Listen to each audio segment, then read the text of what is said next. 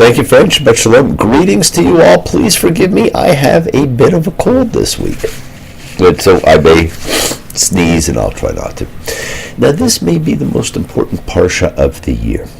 It sets the Torah's most important day of the year, the Passover festival, the observation of which made you a member of the tribe. This is also the parsha which, in effect, sets the calendar. Now, for many, the ultimate part of the Torah is the Epiphany at Sinai, and it is pretty amazing, as you will see in a few weeks.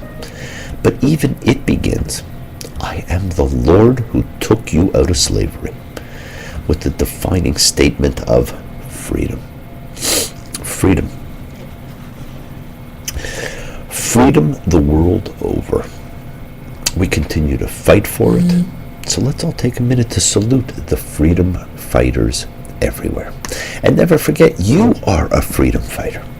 Congratulations. Freedom of thought, freedom of speech, freedom of deed, freedom of choice, freedom of action, freedom of vocation, freedom of orientation, freedom of religion. And I'm sure you can all think of many, many more. Many amount of freedom, many a smile to tell. Ask my bluebird to sing you from the heart of a wishing well. If you should ask me to give you the reason for life that we know, then together we flow like a river, and together we melt like the snow. And friends, together we do flow like a river, and together we melt like the snow. And I thank you for letting me be a part of you all. And the other day, I received a call from someone I truly love talking to. And we talked about how important it is to have people that you can grow spiritually with as part of a community. And he asked if we could be a chavura. Now, for you Lord of the Rings fans, it is a fellowship, a group of like-minded spiritual practitioners who share communal experiences like life cycle events, prayers, or learning. And friends, we, all of us together, all of you who listen or watch, form such a fellowship. We are a chavura. And I am honored to learn with you all. In today's day and age, we can communally come together via the internet, and that is a blessing. Thank you, and bless you all. Now, it's been a really busy week for me. Earlier, I was asked to be part of a symposium which was being held in advance of the World Economic Forum in Davos, Switzerland this week. It was called Shaping Davos, Journey to Inclusion, Learning from Microcosms of Interfaith Cooperation. And I was honored to be asked to speak because the thoughts from that meeting were going to be presented at Davos for all the delegates. And friends, I presented my thoughts to the group, which suggested three major components are necessary to have better cooperation: education, celebration, and elimination.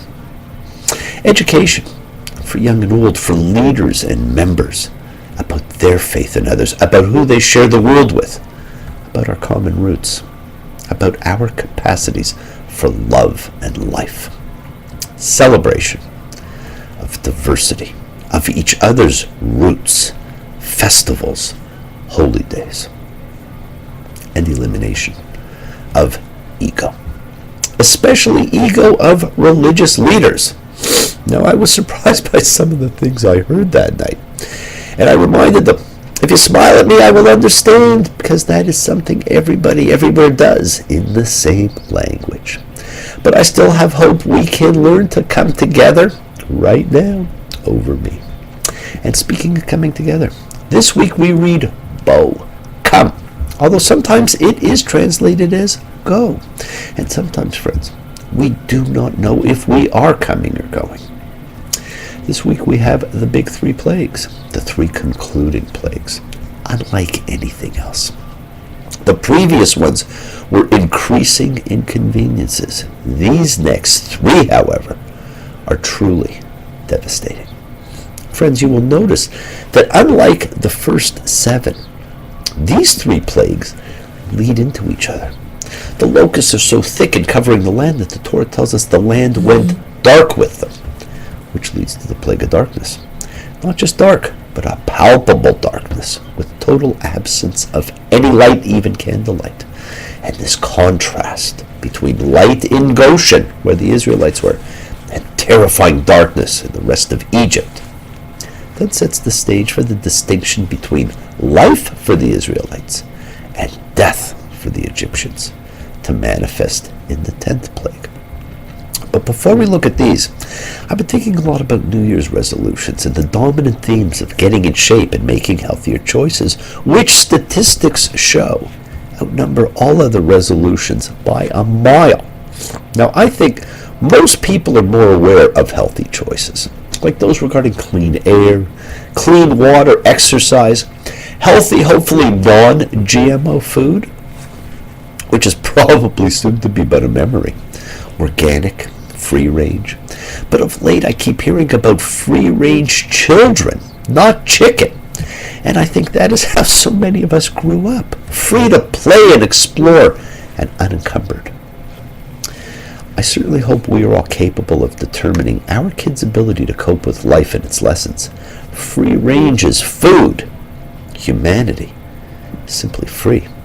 As Graham Nash wrote, you who are on the road must have a code that you can live by. And so become yourself, because the past is just a goodbye. Teach your children well. Teach your children, my friends. Teach them to eat free-range food, but teach them to be free. Now, we as human beings have an amazing capacity for freedom. And one of the great gifts of freedom is our gift of forgiveness, especially when we feel others had no options available to them. We have a myriad of options in our lives. Pardon me. And while we may not always realize it or accept that we aren't taking advantage of them, we fight for underdogs who did not have the same right to choose. And in this parsha, we read about that lack of choice, and we see how important freedom really is. Exodus 10:1.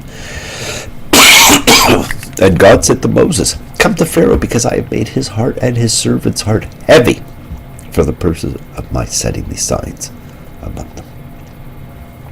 We are told about a person who has no choice. Now, we still say Pharaoh was evil. He may have been, but he was a tool in God's plan.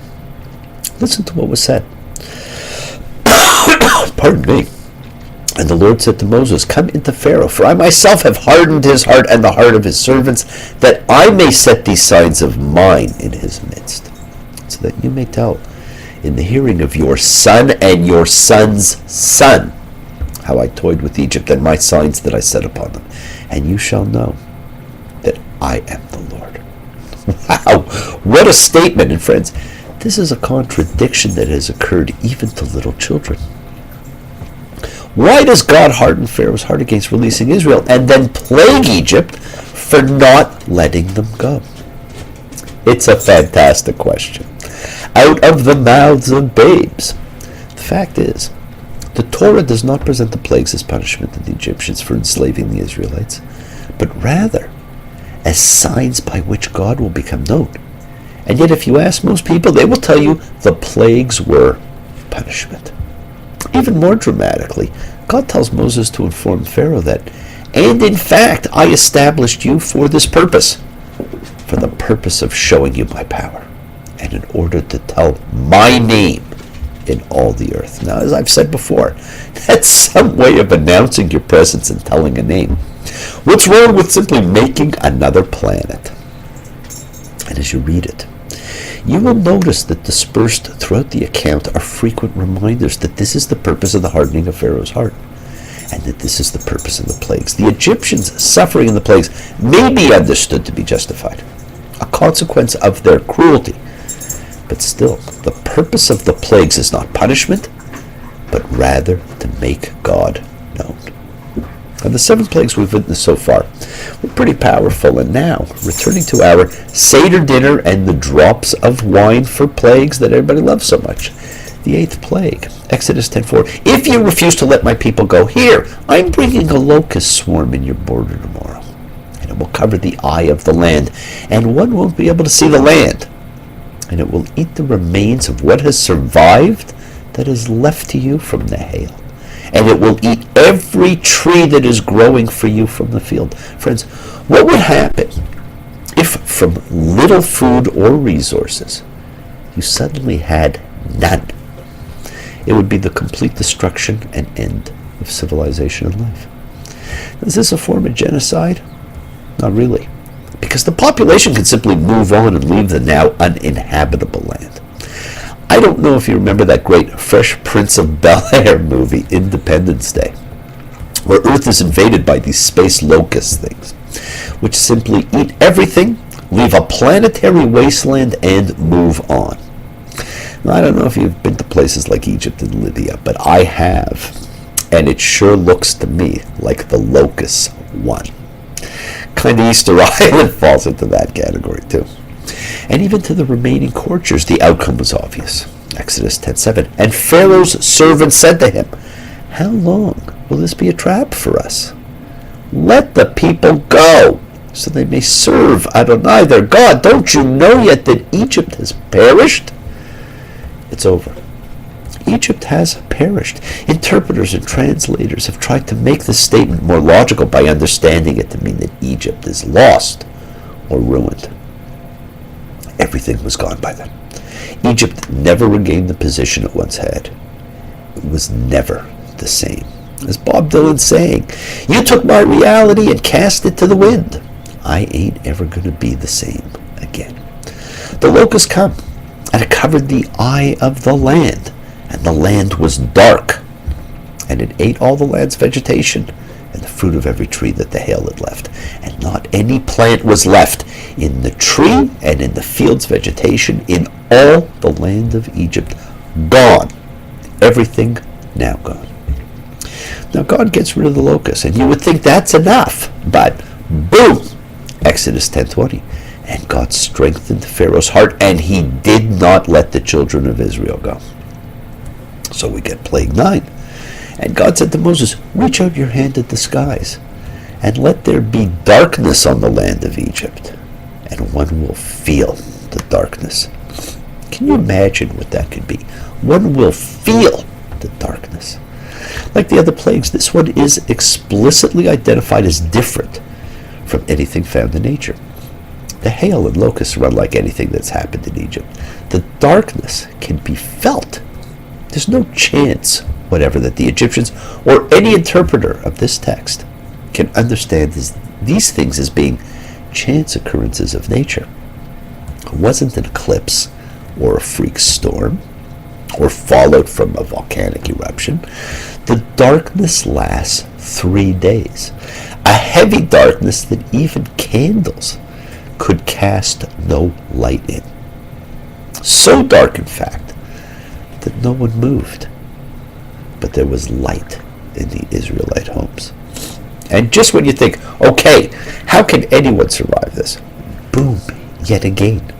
Exodus 10:27. And God strengthened Pharaoh's heart, and he was not willing to let them go. Once again, God prevents compliance. And I kept thinking of that great Flip Wilson phrase, "The devil made me do it." It was funny. But this is not so funny. And in this case, it was not the devil making him do it. You can only imagine what could have been going through Pharaoh's mind as he does these things, wanting to let the people go while being forced to condemn what was once a great and unique civilization.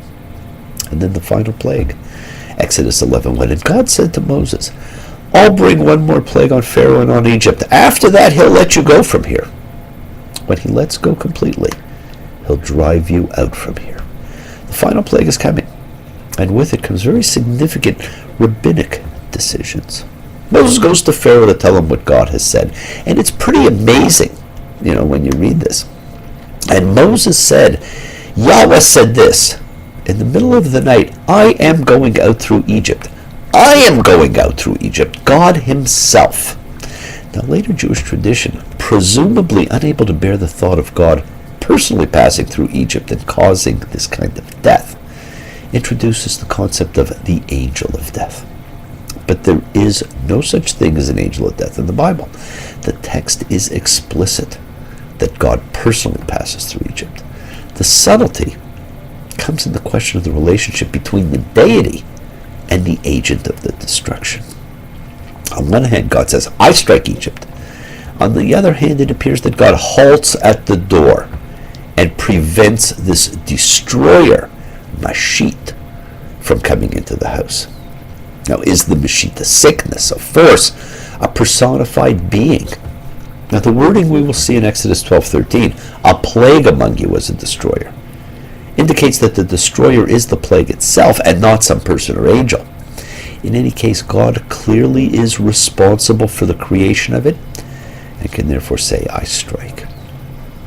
And every firstborn in the land of Egypt will die, from the firstborn of Pharaoh, who was sitting on his throne, to the firstborn of the maid who was behind the mill, and every firstborn of an animal. And of course, the two rabbinic rulings that surround this, my friends, are the imposition of the angel of death, because we can't picture God doing the destruction. And the other has to do with the putting of the blood on the doorpost that makes God halt. Now, this is something that I'm often asked about. People are not sure if they're supposed to put the blood on the doorpost or not. Now, some do it and some don't. Some don't want to do it because they don't want to make their doorpost dirty. And there was a rabbinic only then ruling several hundred years ago, so that people don't have to put the blood on the doorpost anymore. And it came about because of projection and bigotry about Jews and blood. And then a very strange thing happens. Moses elevates himself as he says to Pharaoh, and all these servants of yours will come down to me, and they'll bow to me, saying, go out, you and all the people who are at your feet, and after that, I'll go out. And he went out from Pharaoh in a flaring of anger. Bow to Moses. I read that and I wondered, where does this come from? They'll bow to me. Read this speech carefully, my friends. At the beginning, when Moses uses the first person, he is quoting God. I am going out through Egypt. But here at the end, the first person refers to himself. Will come down to me, and they'll bow to me, and after that, I'll go out. It's hard to say where he stops quoting God and starts referring to himself. He's not stepped over the line. He's shifted Pharaoh's attention from God to himself. He continues, to credit God, but he will step over the line many years later in his sin at Meribah. This moment in Pharaoh's court is an amazing step in the long process of Moses' evolving relationship, both with his God and with his people.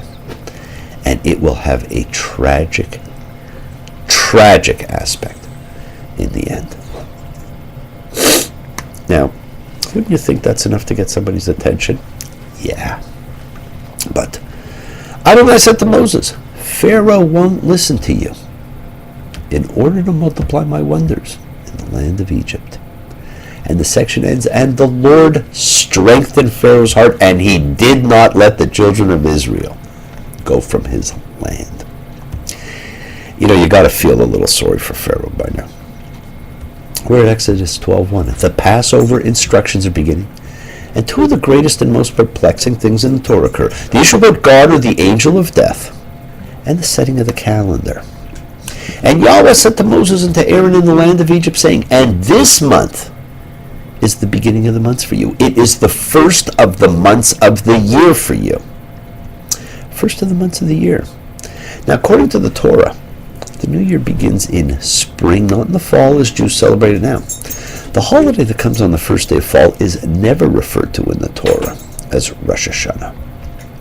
It always will be referred to as the first day of the seventh month. It is fascinating how the calendar got shifted, and if anybody wants to know, please email, or we can talk about it when Rosh Hashanah rolls around in the fall. Now, Moses instructs the people about the 14th day of the month, the sacrifice and the meal of the lamb and the putting of its blood on the doorposts and lintels of the house. And the people are to eat in haste. Pesach hu ol Adonai. It is God's Passover.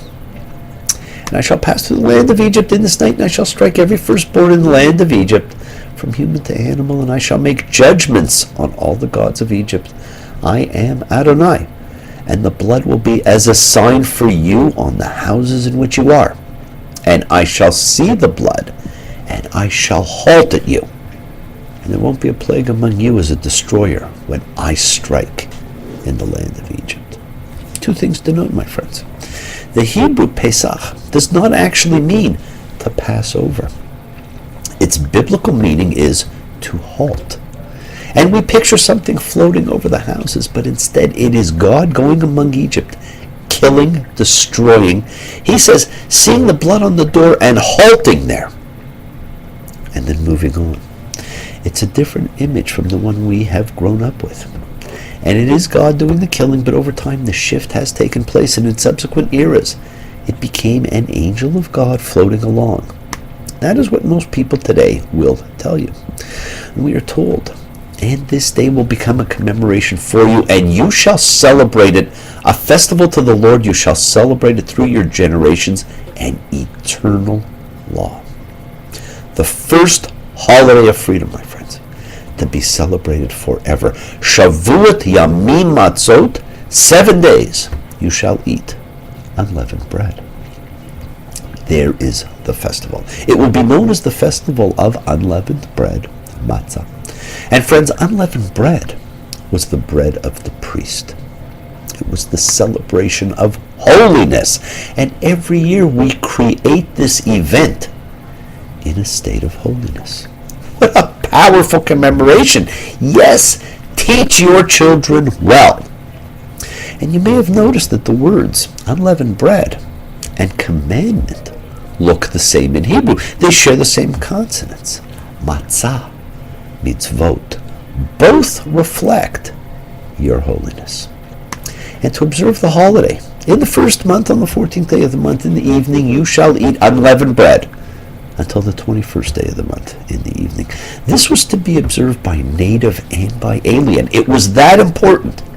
And if you did not observe this festival of freedom, you were to be cut off from the tribe. Friends, not too many of us get exiled these days. In a small community where family and tribe meant so much more, this was an enormous penalty. And one of the most important verses in the Torah is found here. There shall be one instruction for the citizen and for the alien who resides among you. Instruction is the translation of Hebrew Torah, because it denotes both teaching and law. And this is the first occurrence of the word Torah in the Torah.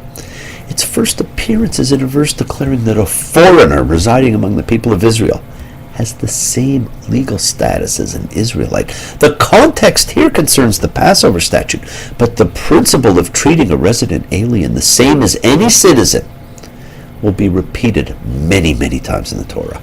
I can't think of a better example of inclusivity. Now, over time, of course, the celebration of the holy day changed. And it was in the middle of the night, and Yahweh struck every firstborn in the land of Egypt, from the firstborn of Pharaoh who was sitting on his throne to the firstborn of the prisoner who was in the prison house, and every firstborn of an animal. And Pharaoh got up at night, he and all his servants in all Egypt, and there was a big cry in Egypt because there was not a house in which there was not one dead. You thought Joseph's cry was loud. Imagine this. Not a house was spared. Friends, the particular importance of the Exodus story is that it served as the foundational narrative for the nation. All future laws, all future revelations are told against the background of the story of freedom. The Exodus story defines the nation. The Passover ritual, which commemorates that story, is the cultic enactment of membership in the nation. It was the defining moment for man. And whether you're a Bobby Darin or a Tim Harden fan, or you like them both, this is about freedom. So please, come and sing a simple song of freedom. Sing it like you've never sung before. Let it fill the air. Tell the people everywhere, we the people here don't want a war. Thank you all for joining me. Love you all. Live free, be free, and honor your freedom. Be well, be happy, be blessed. Share and honor the light and all who live in the light. Shine on brightly. Continue to have a wonderful year. Pray for peace and freedom for everyone, and end to terror and hatred, and continue to send out as much goodwill as you can. Thank you. Thank you for your comments. Thank you for writing. Thank you for calling. Thank you for your emails. Thank you for reaching out. See you all next time. Bless you all. Shabbat shalom. Be well. Thank you, my friends. Bye.